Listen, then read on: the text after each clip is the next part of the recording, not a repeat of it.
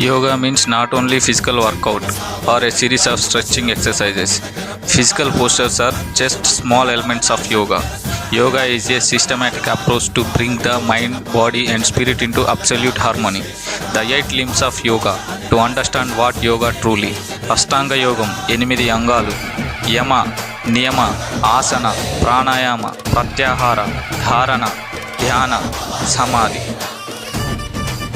The actual yoga is tool to overcome temporary distractions, build deep inner character and align your life with your highest values.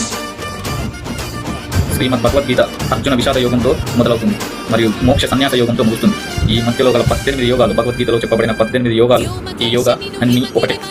Yoga means కలయిక. మన శరీరం, మన మనస్సు, మన బుద్ధి, ప్రాణం ఇవన్నీ కలగలిసి చేసే ఏకైక పని అదే యోగా.